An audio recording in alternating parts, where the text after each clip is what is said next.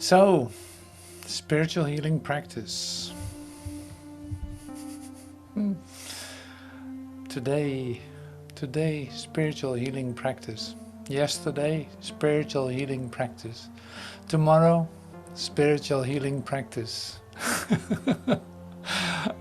One of the discoveries I make at this point, since there's a continuation, like an increase of the frequency, you could say, since I discovered that, I see how well everything is fitting exactly in the whole scheme of things. Like, apparently a tip is lifted of that to me to see that, and I love to share that with you. So it's really beautiful. Today we will come to it easily, recognizing, for instance, points of pain and discoveries of a way out, and that is an essential, key idea in the transformation. Now, not to fall into too many abstractions here, we want to keep it really, very much concrete, you could say. We want to keep it very concrete, and also practical, and also close to ourselves. Now that's easier said than done in a spiritual healing practice, but it wouldn't make any sense to talk in, just general terms, or all right, come on in. All right, so I'm here in the middle of something. So I'm really happy that you're here. We're doing the spiritual healing practice, and it's a continuation of our discoveries. And see, in this sense, the practice is the practicality too. It's the practicality. It's like where actually do I come in with my repetition of pain points? Like, where do I experience pain over maybe the last months or half year or years, where that always keeps coming back to me? Like, how does that work? What is going on? Why is that doesn't seem to be healing, or something like this? Like, you might have some deep points that are actually coming back. Now that is something we look at today, but it cannot be, without a way out. And you have discovered, in a certain sense, you have discovered a way out that works for you, that you see as, oh wow, amazing how that occurs, and I'm really happy to discover that doesn't go away or anything like that. So that's also something we come back to today. So we have some inputs, like some input of us here today. There will be some videos, some podcasts, some expressions, and we're going to use that too in the same frame, I could say.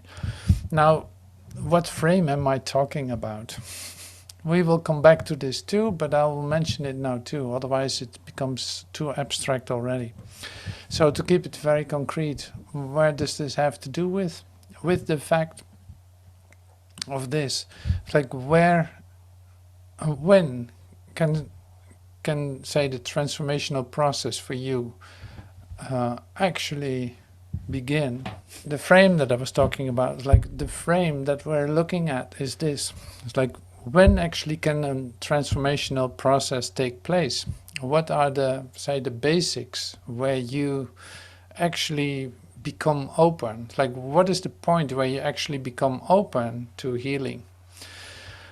You're not there right away. Like, it's not an accomplishment of you, but it is certainly a recognition of you. And this we will look at today, but I'm mentioning it now too. So this is like, you have tried to solve your problems. You've tried to improve your doings, your idea about yourself. You have tried to do your best in doing that. You've tried all kinds of stuff. But there's something happening here. And this is a bit what I mentioned, say, the other day in the dilemma of escape. Like you find yourself in pain while you know it is not it. Like you're still enclosed like you're literally like imprisoned in an idea about yourself, in an say personal identity, and you don't seem to be able to escape that. Now, so the great thing then is that you come to that point where you actually recognize, I have no idea how to get out of this. I don't know how to do any of this. I don't know how to look at myself. I also don't know how I would get out of my own ideas. I know they're obstructing me, like to be at peace, but I have no idea how to get out of it. And they seem to be coming back. I seem to be trying things and it doesn't seem to have any result in the end. Now this is exactly something that we look at today, and seeing the essence of coming to the point where you actually admit that. And so this is what I'm talking about. In other words, it is no matter how you feel, no matter what you think is going on in your life, no matter what the developments are, no matter where you think you are in your spiritual development, you will come to this place where you actually have no idea anymore how to move further, or what to do, or how to look at any of this. And instead of diving into a depression or into a total, like, okay, well, forget about it all, you actually see here your greatest chance for an opening that you didn't have before.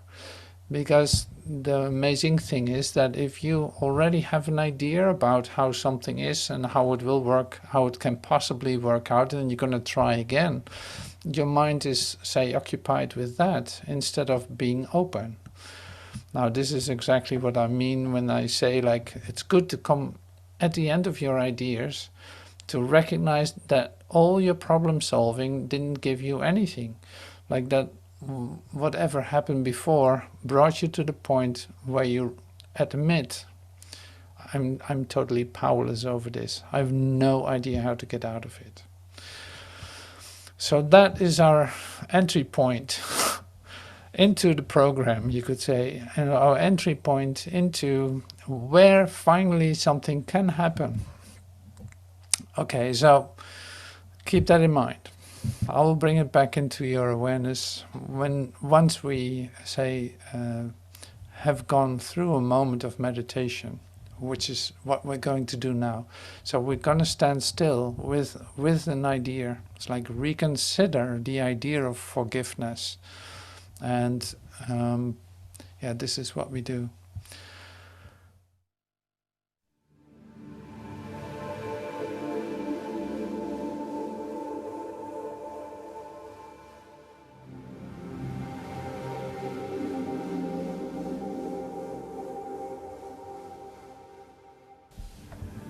Let me perceive forgiveness as it is. Let us review the meaning of forgive, for it is apt to be distorted and to be perceived as something which entails an unfair sacrifice of righteous wrath, a gift unjustified and undeserved, and a complete denial of the truth. In such a view, forgiveness must be seen as mere eccentric folly, and this course appears to wrest salvation on a whim. This twisted view of what forgiveness means is easily corrected when you can accept the fact that pardon is not asked for what is true. It must be limited to what is false. It is irrelevant to everything except illusions. Truth is God's creation, and to pardon this is meaningless. All truth belongs to Him, reflects His laws, and radiates His love. Does this need pardon? How can you forgive the sinless and eternally benign?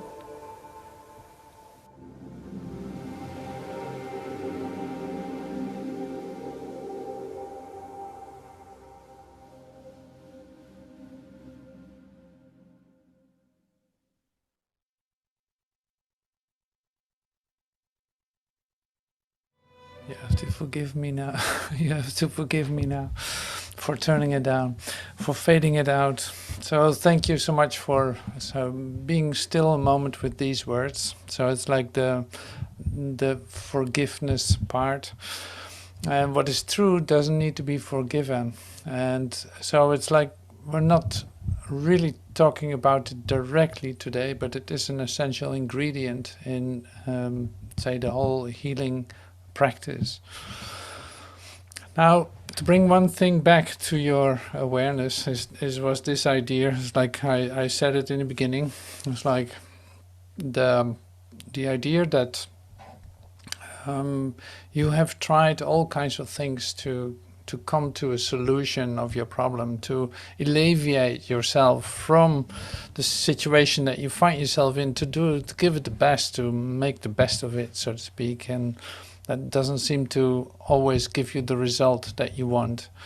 And I brought in the dilemma of the enclosure, you could say, the dilemma that you find yourself in discovering, oh my God, whatever I try, I don't seem to be able to get out of this. Now, I'm using this specific subject today in the pain point, if you want. It's like the last thing you're going to discover for yourself is in fact that you see that you are not able to solve that. You're not able to do that. And yeah, like I said, you're powerless over that. It's very much comparable to an addiction.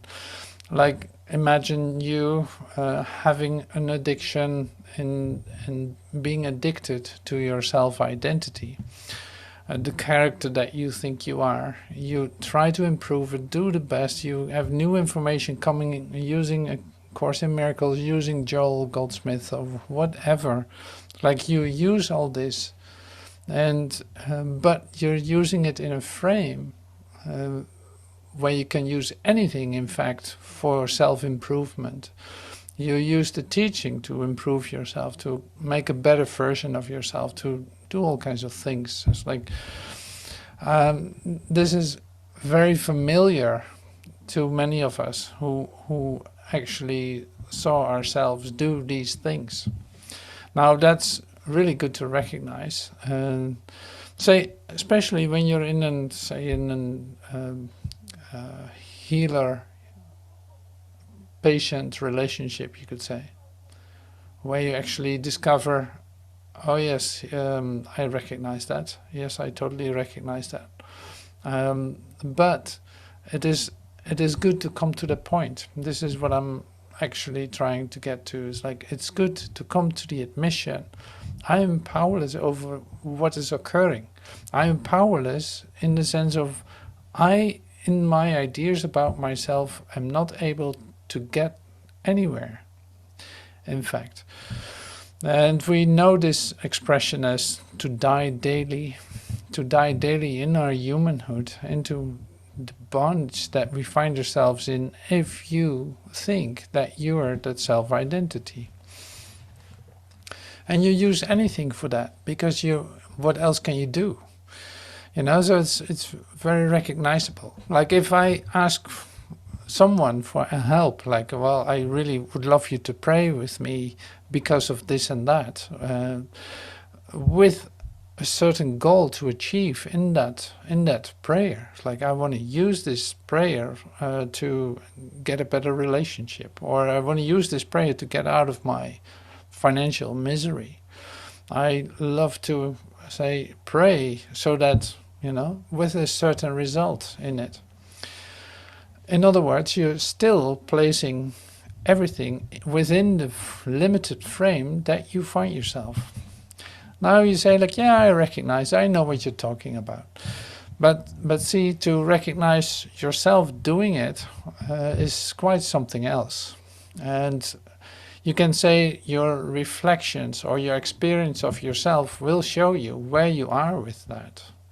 If still are, say, themes repeating themselves and you take it serious, that you get stuck in it, so to speak, you know for sure that you're holding on to that.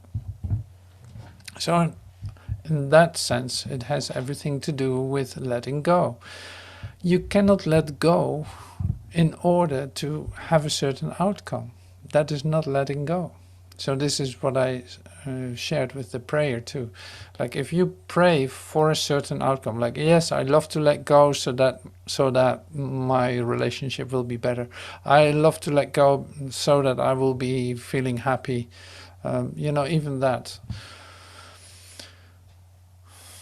So these are essential steps in the spiritual healing. In fact, in the healing moments that we share, that you share with the ones that are coming to you, in fact, in your practitionership, like people are coming to you, they share their story. And seeing that it still appears to be a total disaster, where some of us then seem to be finding themselves, but only within their own definition of themselves. So that is great, because it's like it should not work. It should not be improving. In that sense, when there's a repetition, if you recognize that that's the occasion, that that's what's going on, that admission is really important. Now suddenly you're able to receive help.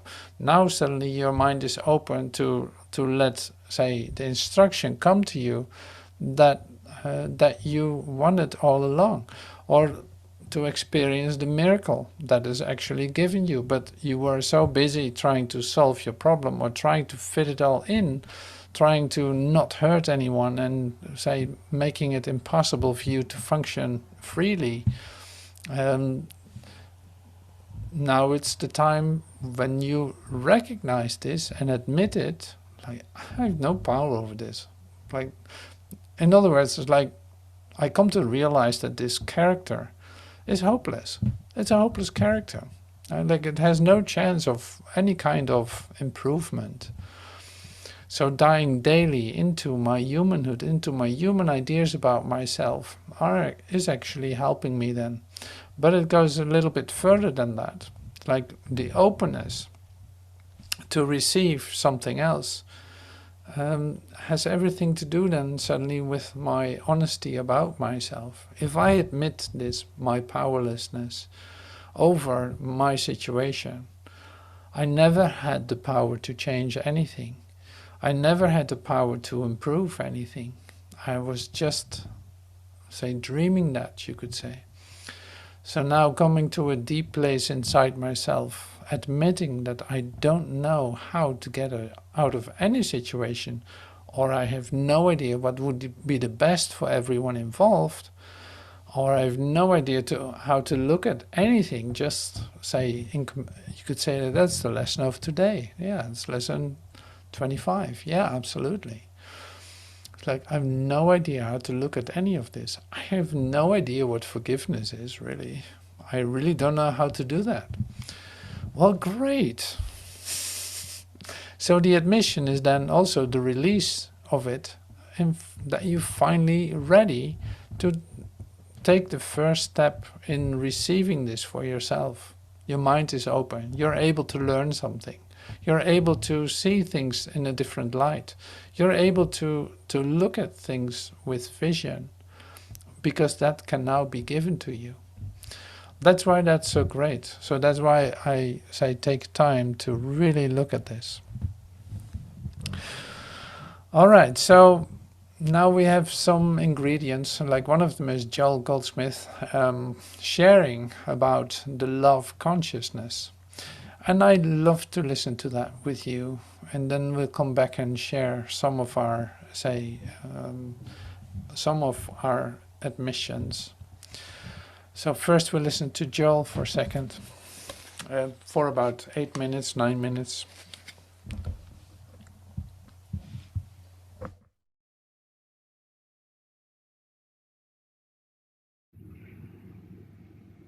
The attainment of this mind that was also in Christ Jesus is brought about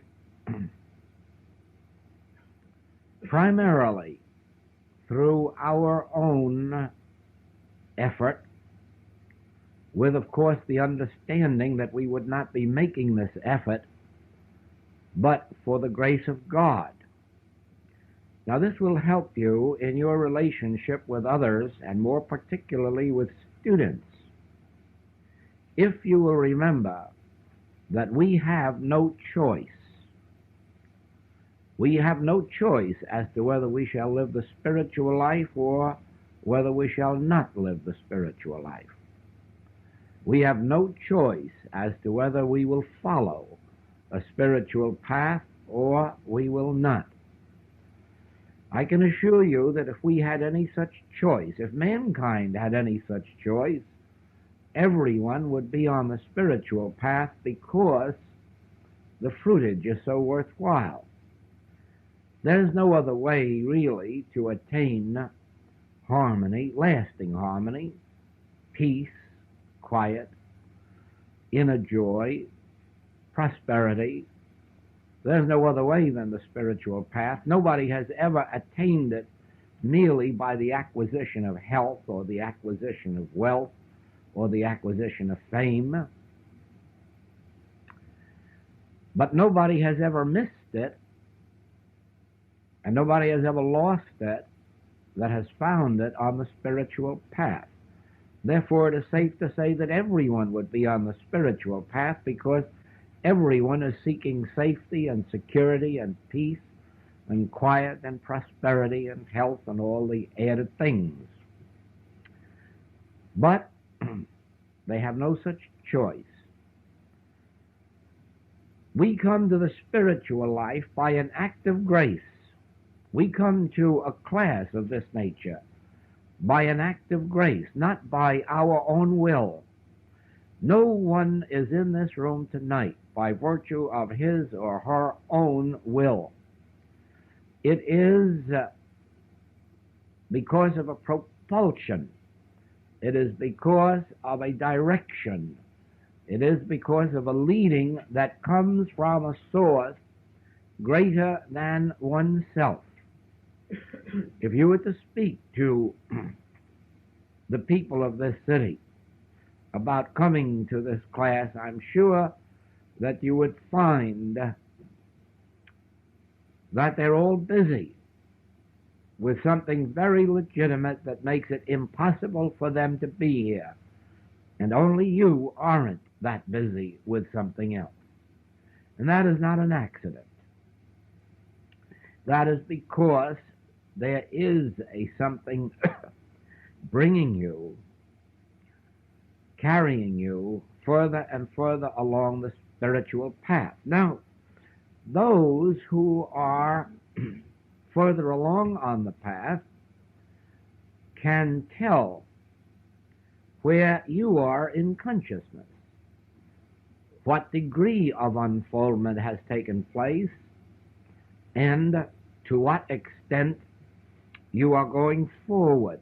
And one of these ways has to do with this very subject of the reason for my thanks and my gratitude. And incidentally, it has to do with the entire subject of supply, the entire subject of our human prosperity.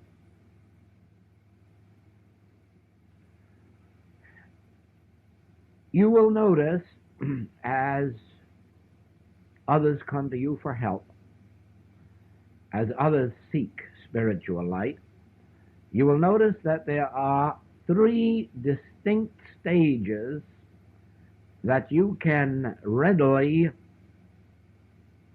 pigeonhole, name.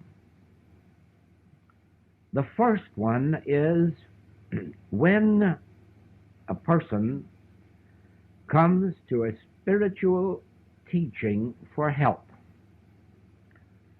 And you will notice that when they reach that point that they have been directed to a spiritual source, that they are quite eager for it. And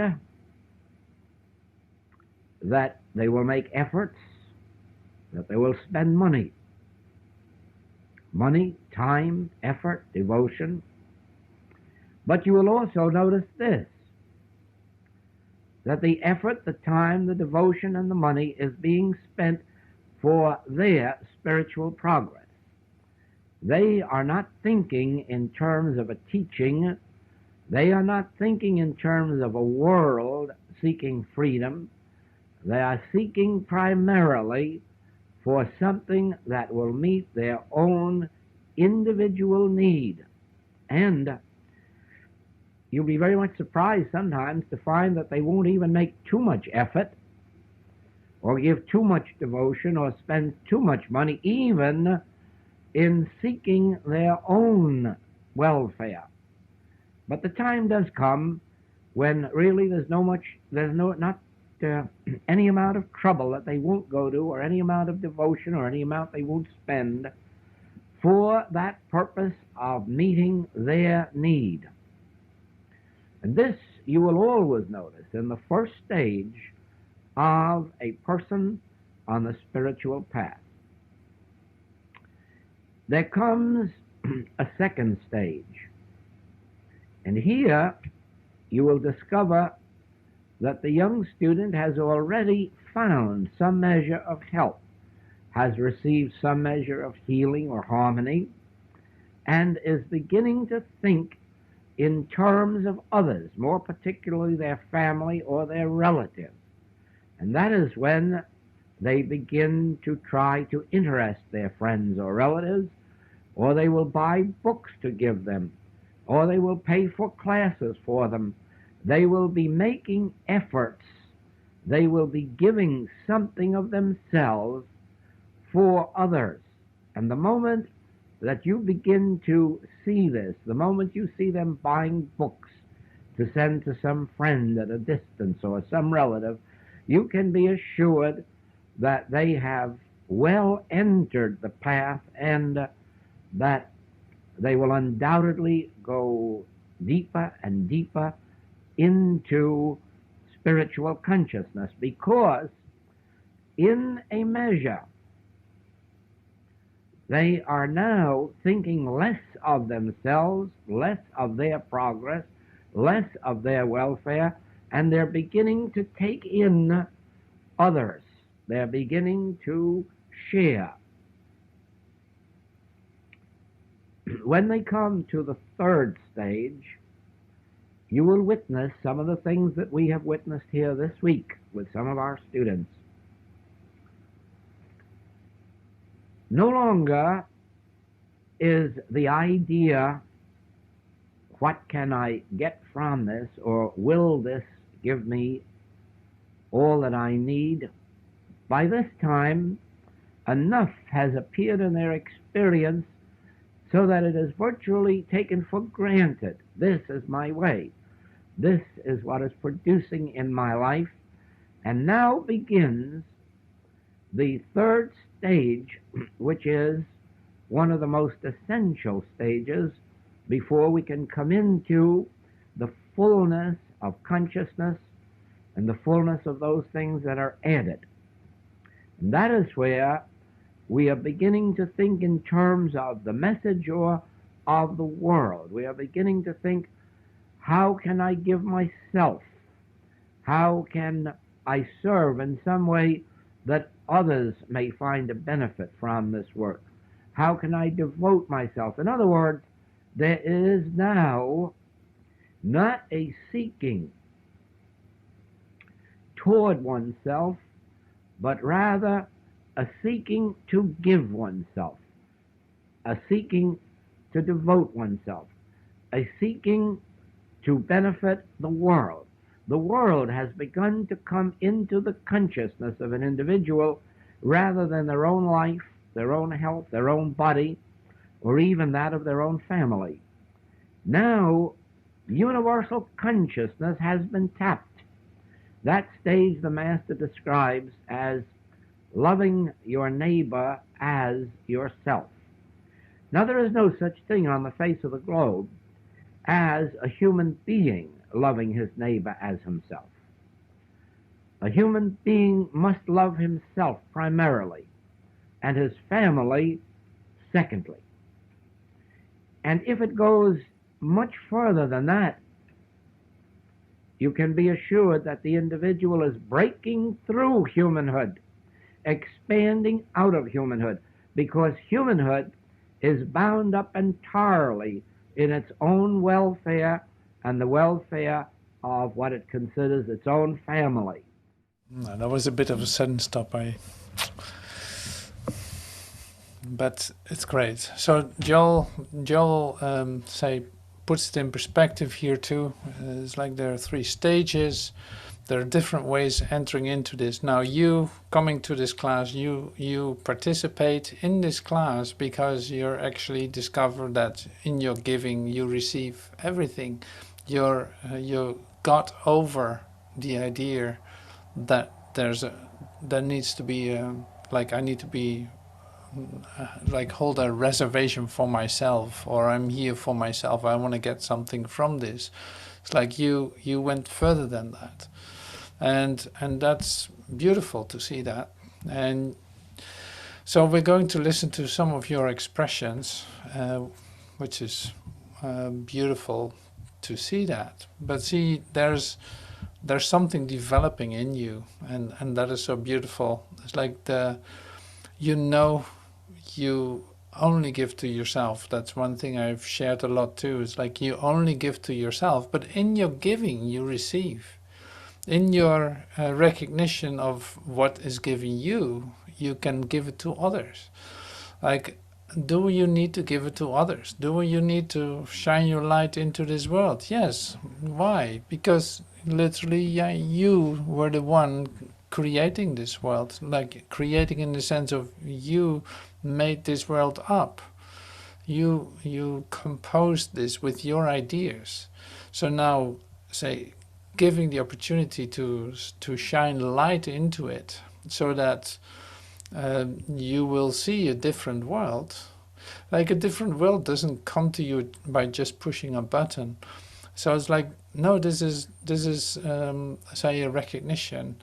More and more you start to see what you have valued, and you see the futility of that, of what you have valued. When that seems to be falling away, suddenly something else is there for you to see. So that's say my part in it that I share right now. Now, see, the basics in which we come into this spiritual healings, like the basics where you see yourself step into a trap, is where you start to evaluate yourself, where you start to look at yourself and think that you can tell about yourself how you're doing, what's going on, and how that is for you, and valuing that. So this is really good to know. It's like that you're doing it, because you cannot see yourself. You can't see yourself. You can't see yourself. So you can also not evaluate yourself. Now that's one point. So another point that comes up is this: is like you think you are responsible, especially when you try to improve yourself. Like you think you are responsible for your perfection. While that is literally like not true, because for one thing, you were created perfectly. So what we're actually dealing with, like the guarantee of that is God's. The responsibility is God's, and He has done it absolutely perfect job, you could say. It's like there's nothing to say about that except to recognize the perfection in it. So what does that have to do with my ideas about myself? Absolutely nothing. So my evaluations about myself are, say, futile, you could say. That it's not going to bring me any further. Now, why am I sharing this? Yeah, indeed, to save time. You save time by recognizing that your own evaluation of yourself does not really make sense at all, because you cannot see yourself. If you would see yourself, you would see the perfection of it.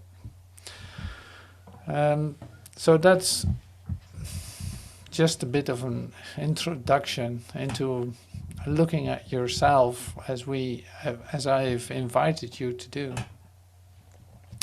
So it doesn't, in a certain sense, it doesn't conflict with the assignment, but it does put it in a certain perspective. So it's good to recognize that you have no idea how to move on and what the next step would be or what is the best for you. Staying in that admission continuously, relieves you of the burden of self-evaluation. So the evaluation will come to you in your meditation. Like if you're open, you receive the grace of God. It will just come to you because you're open. You didn't lose it because you did something wrong or that you're not improving enough. So God didn't see a reason to give you grace. And like, no, that's only my own self-judgment. So in this sense then, to bring it back to an idea of forgiveness, the only thing you really do is, forgiving yourself of your self-image that you have made. You forgive yourself of the self-identity that you think you are. Yeah, that goes really deep. It's like that is the only forgiveness that is going on. You don't have to forgive anyone except yourself. Like you forgive yourself because you literally made something that isn't you in the first place. So you forgive that. It's like, forget it. That's not what you are. It's a forgetting. It's not what you are. This character, so to speak, does not need to be improved. This character, no, you don't have to do anything with that. And so that's, the essential part here in looking at yourself, at the same time admitting, I've spent a lot of time improving myself. I spend a lot of time investing in making something of it, but like the same as now being present in the class has not the reason any longer to improve myself, but in fact to come into the release of my self-identity and discovering that I get very happy when I do so. Like there's nothing in the way for me to receive grace in this moment, which is what my spiritual healing is, which is what my recognition of my truth is, so to speak. Discovering that in the release of that, everything falls into place. Everything starts to make sense. I'm receiving, like I'm literally finally able to feel my connection with my Creator just because I gave up my image. As long as I hold on to my image of myself, I cannot experience God. It's impossible. My mind is occupied with my own ideas about myself. So here I release it. Now I don't do that for a certain outcome. I just recognize that it's not the truth about me and I'm letting it go. See, that's where the fun is. That's where in fact the invitation lies continuously. All right, so we continue now in the non-public part. That is, even though you might see videos on YouTube now, today, in this meeting, they will not be public on YouTube. I always say this just to make it to make sure, but also to be clear. All right, so I'm turning this.